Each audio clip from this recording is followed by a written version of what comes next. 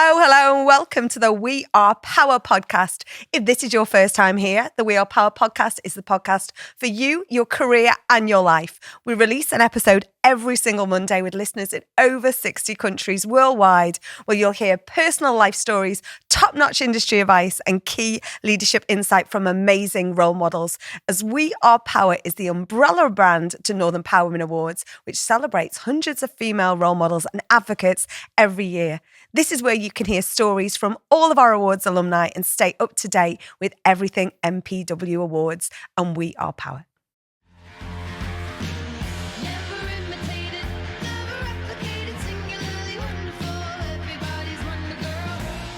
Well, welcome to the We Are Power podcast. Today I am joined by Dr Chrissi McCarthy.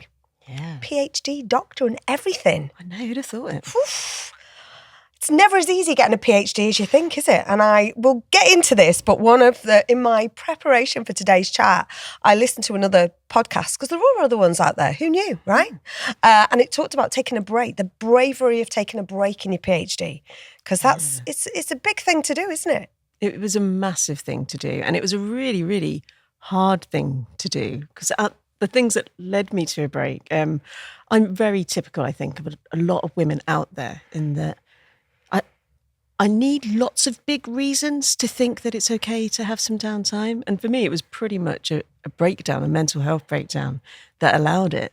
So I'd had a couple of miscarriages, really early term. Like, I don't know the pain of the later term ones, but they were early and we wanted it, you know? So that was really heartbreaking for me. Also, I had a client that did not treat our business well, and I can be incredibly naive, bless my socks. And so I had to make 4 people redundant. And then on top of that, I was trying to do this PhD. So I wasn't in a great headspace for it. And the harder I pushed, the worse it got. And like, it really got to a space where, like, I don't know if I say it in the other podcast or not, where I just had this kind of real big mental health breakdown. And I don't know what it was, because I went to the doctor about it. And the doctor, basically, I explained the situation. I was like, I've not been able to leave the house in 3 months. I can barely get out of bed. This is the most I've done in such a long time. And the doctor was like, well, I can tell you now, you're not depressed because I've chatted to you for 5 minutes and you've smiled all the way through. So it was so I got no help for it and just kind of lumbered through. And it was then that I was like, I can't keep doing this PhD right now. So I had to kind of send this letter to my poor supervisors. I was like, and there was a miscarriage, and there was a business breakdown, and there's been a mental health break. And I think I just need some time. But I was smiling through it all, so you were okay, right? Yeah, so I was grand. Like, we're taught to mask, aren't we? We do it well. But there was good news in that taking some time apart, my mental health got better, and I did end up falling pregnant. So, but that doesn't happen for everyone. I don't wish to imply that it does. Wow.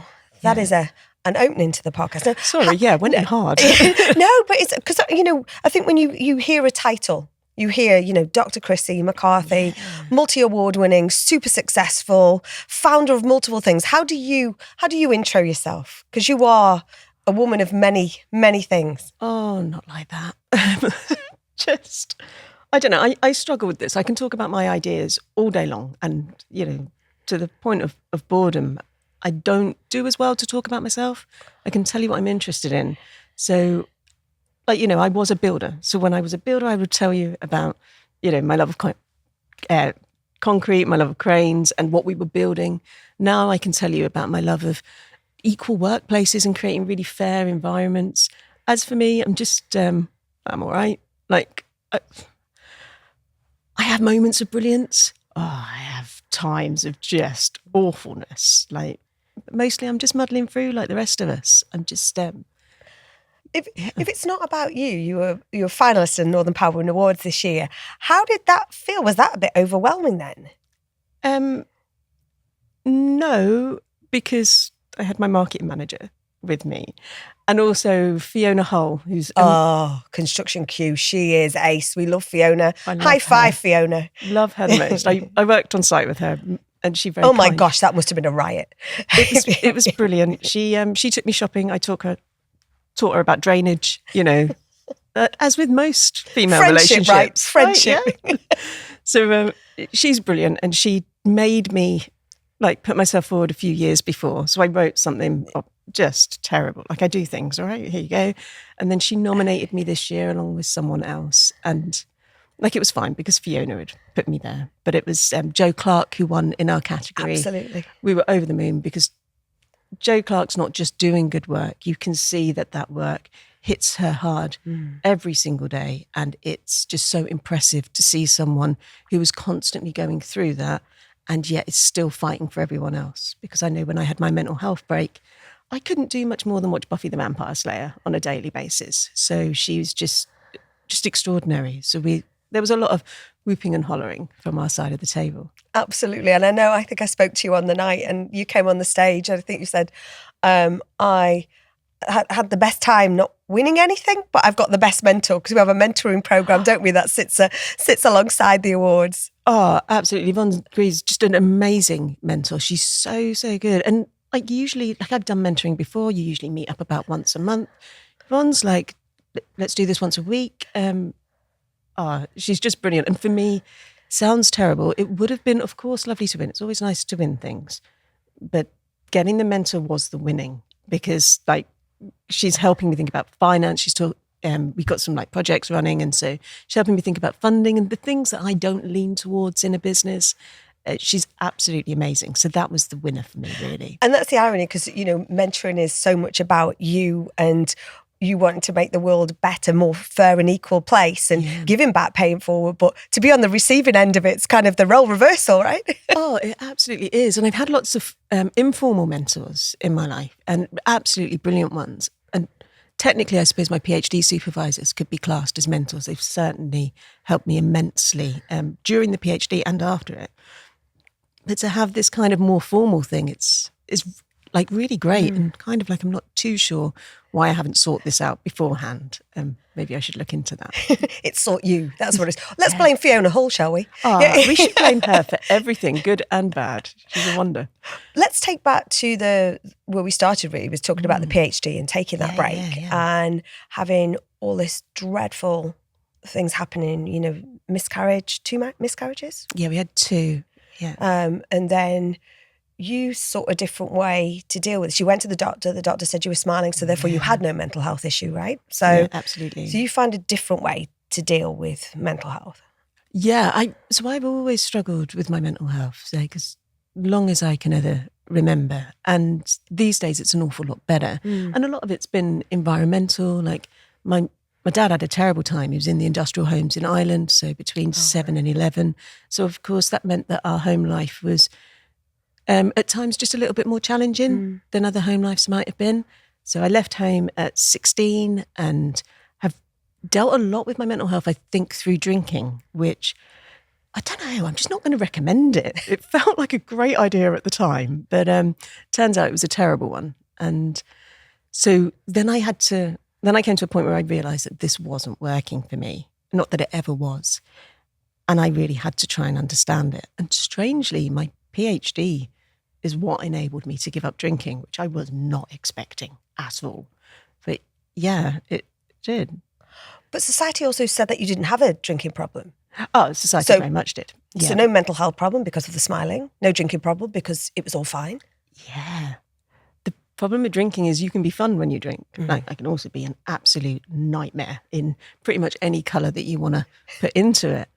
And when I was coming to realise I had a drinking problem, which was mostly due to my absolutely wonderful husband, just talking about a lot of quantity surveyors today. So I married a quantity surveyor and Fiona Hull's a quantity surveyor. Apparently they're just some of the world's greatest people, which I don't think it says enough. You study, I think. Yeah, exactly. Are they the best? But it was really interesting when my husband was the one who saw what the drinking looked like. And my drinking wasn't what we would write down as an alcoholic, because that would be someone who drinks every day, who has a dependency on alcohol and that shakes. And I wasn't doing those things. I was going out 2-3 times a week, but I was the last one standing. And by that, I mean, when I'd go out, I'd be drinking till 2 to 6 in the morning. Every time I went out, I didn't drink and not black out. And that was really normalised for me. So, of course, that would write off the next day and I'd still be able to work and I would still be able to always make it work. So that's okay, isn't it? And so trying to reconcile that with the fact that that's not okay. And also the impact that it would have on my husband, because I'd always see it as, well, it's just fine. Like I get myself home, it's grand. Whereas my husband would worry about me. He's such an amazing man. And his conversations about this isn't right. You shouldn't drink to that extent so regularly. But then when you speak to people about it, it's fine, Chris. We go out, we have a laugh, it's fine, Chris. And then you start to realise that their version of staying out late isn't your version. And their version of what fine is very, very different. And when it isn't, they're saying it's fine because perhaps they see something in themselves as well. So you kind of got to unpack a lot of stuff that you don't want to be unpacking. And then you have to just go, do you know what? I think I settled on drinking problem rather than alcoholism, though I would be happy to call myself an alcoholic if that ever helped anyone. I don't shy away from it, and I certainly do not view myself as better than. I just happen to not be able to drink. And some people can, I can't. Luckily for me, I worked out that I don't need to drink. Sometimes I need other people to like, I'm already on the karaoke. I'm already dancing. I've clearly got no filter. Like, it's not necessary for me. And kind of turning that corner and understanding you can be fun, you can have a great night out, you can do all the things that you ever did and not have to get a dodgy taxi home was a bit of a revelation, but it took time and it took work. And you talked about your husband taking the time to keep saying that's not okay. What was the actual corner? What? Oh, the moment. Yeah. So the moment was really interesting because it wasn't as if it was the worst thing that had ever happened or that I'd ever done. It just felt like enough, which was really interesting. So I'd gone out and we'd gone to go to a place that was having a barbecue and some drinks, and they didn't end up putting the barbecue on. So I just had red wine. And then we moved on to another place, and then I had even more red wine. And my husband had gone home by this point. I joined some other friends. And I got into the taxi, apparently. I don't know. I don't remember this. What I remember is being in the hospital and like sobering up. And the taxi driver had clearly thought, this woman is too, so I was told, thought this woman's too drunk. I'm not taking her home. I'm taking her to the hospital. Wow. Then I sobered up in the hospital, went home, went to bed, and then we got a knock on the door, and it was the ambulance had come round to check to see that I'd gotten home, that I was okay. And I just remember in that moment thinking, this isn't what other people do. This isn't okay. And more importantly, this isn't what I want. And if I'm trying to have a baby, this isn't what I want for them. And I think it was that made me kind of like, right, I've got to do something. So yeah. Not easy. No, really, really hard. There's so much.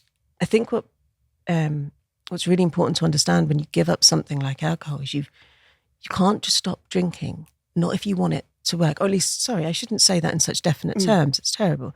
For me, I didn't think it would be helpful to give up drinking because I knew that I would spend the rest of my life thinking, I'm missing out. And if I gave up, I wanted to give up and be happy about it. And right now I am so much happier in my sobriety, and genuinely so. I will never say I'll never drink again, because I think the moment that I think that is the moment that I'm just wide open to it. Like, that's an invitation, right?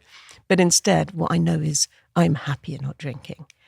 But that means to get there, I had to undo a lot of things. Like, why do I drink?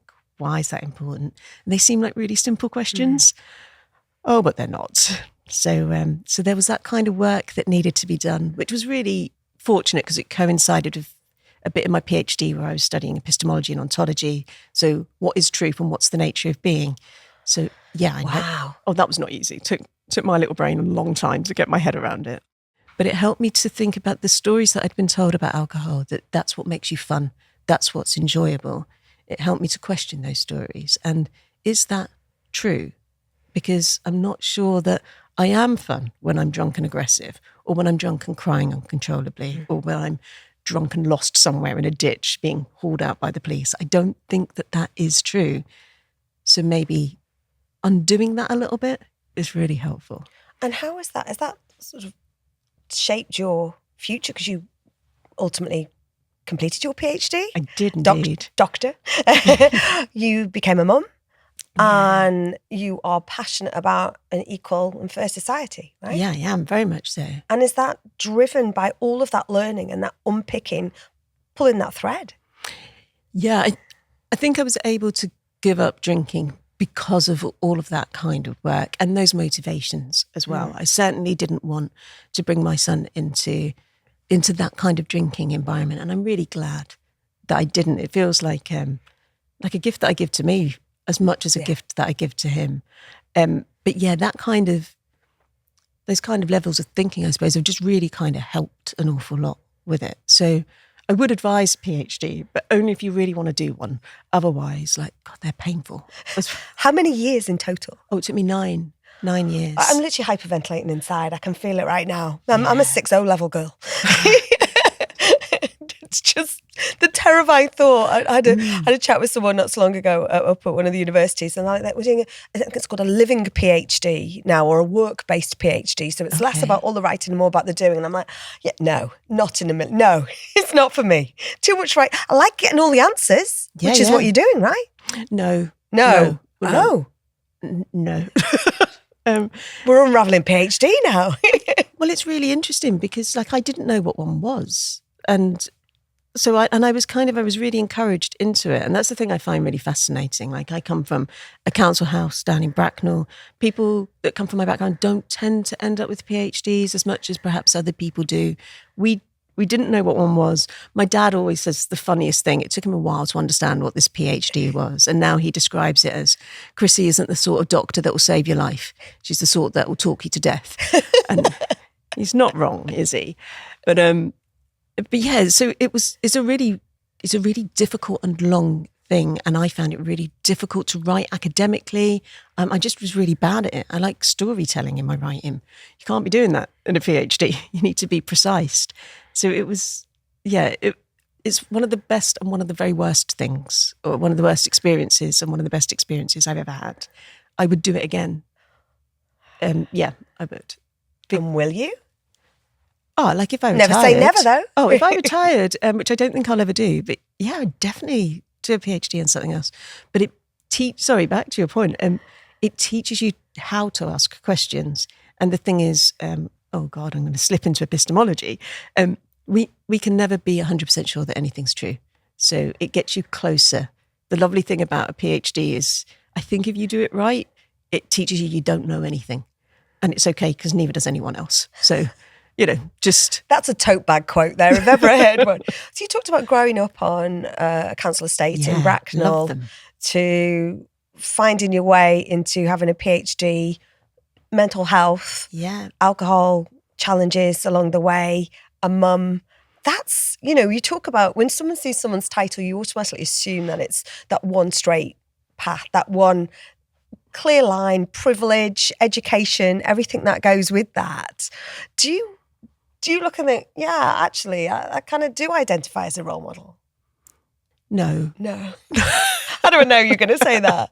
No, I don't. But I'm starting to think that,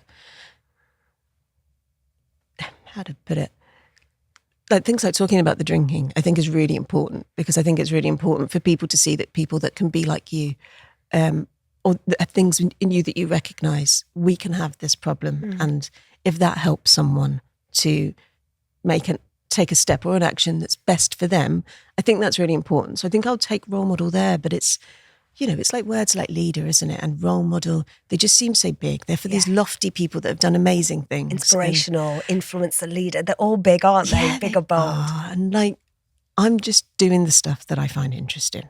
How would you describe yourself in 3 words? Oh, that's a tough one, isn't it? You've got a PhD. This is easy to you.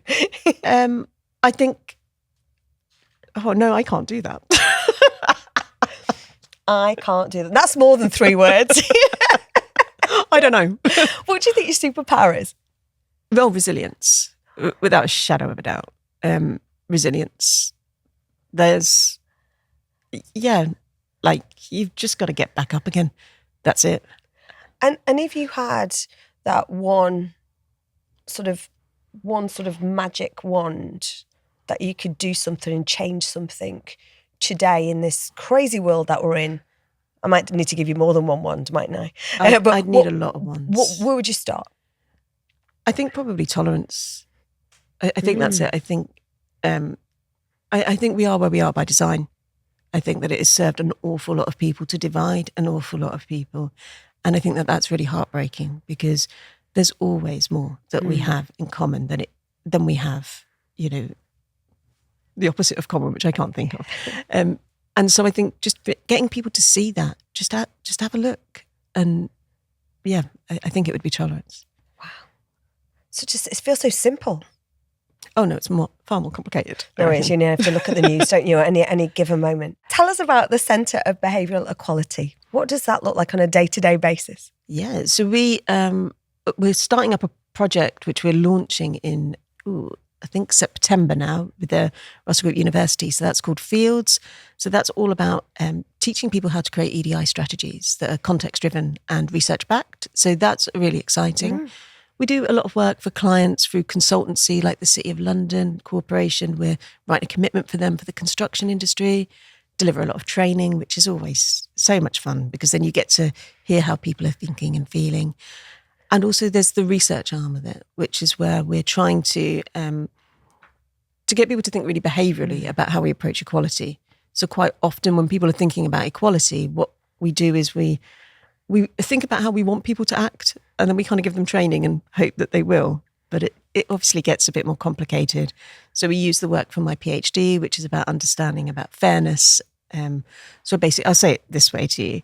If you work for an organisation that you perceive to be unfair, we tend to act really individualistically, like I'm going to look out for me, no one else is going to. So when we're in that individualistic state, what we tend to do is we think of difference as a threat, because we don't know why anyone's getting an opportunity. So we assume that, anyone who's different is going to get more than us. We don't follow rules and procedures of organisations because we think, what's the point? And we tend to align to individuals with power, which means we tend to copy their behaviours. So if you imagine dropping an equality and diversity initiative into that environment, it doesn't really end well. What we see is increased resistance, increased hostility, increased discrimination. So that's a real worry, right? But there's good news. If we perceive our organisations to be fair, we start to act really collectively, because we think, what I put in, I'm going to put out again, or get out again, sorry. And so in those kind of environments, we see difference as opportunity, we follow rules and policies of organisations, and more importantly, we align with the goals of the organisation over individuals with power. And what that means is we're more likely to call those individuals out and less likely to copy their poor behaviours. So that means that equality work has got a chance of succeeding. So for me, that's the level that you've got to get to first, before then you start to do those terms like equity, which people talk about, and also undoing inequality within organisations. So we try and kind of basically push for that as well, and get people to really think about organisational sociology in their kind of equality approach. And one of the things that you talk about is that you could always talk really quite heavily about concrete, cranes, cats or chess. Oh, yeah, I do. In any particular order? Well, cats have taken a bit of a backseat because my husband and son are allergic, so that's heartbreaking. Okay. Yeah, I know. Chess, at the moment, I'm part of a 2-woman improv show around mixing up improv and chess, which is delightfully fun, with the wonderful Susan Jackson, Susie Q on my WhatsApp. So that keeps me busy, because you've got to have a hobby. For sure. Yeah. Concrete, I love giving an interesting concrete story. And cranes, you can't just tease one now, you have to give one now. Excellent. They have to be asked for. So do you know that if you add sugar to concrete, it will stop it from setting? I did not, but I do now. Now I need another one. Yeah. Fun fact number the other 2. one's too long, but I'll give you a follow-up, which is they once accidentally poured concrete into the Victoria Line substation when they were, I don't know if it was Crossrail, but there was a big project. Concrete ended up getting poured in, was about to stop the entire network from working. And someone was like, no, put sugar in it. So they put sugar in, mixed it up, and were able to scoop it out, as opposed to have to try and break it out. So concrete, people, I'm telling you, it's the future. Look at this. Well, see, now I'm now going to give you your 3 words, I think, is how we would describe you. You're a builder. I'm a builder. At heart, I'm a builder. Yeah. You are resilient, and you are awesome. Thank you. I will take those. Oh, Dr. Very Chrissi, kind. thank you so much for just being so honest, open, and sharing in our conversation today. I look forward to keeping our conversation going, and thank you so much for joining us on the pod. Oh, it's been an absolute pleasure. Thank you, Simone. Subscribe on YouTube, Apple, Amazon Music, Spotify, or wherever you get your podcasts. Leave us a review or follow us on socials. We are power_net on Insta, TikTok and Twitter. Or We Are Power on LinkedIn, Facebook. And We Are _power on YouTube.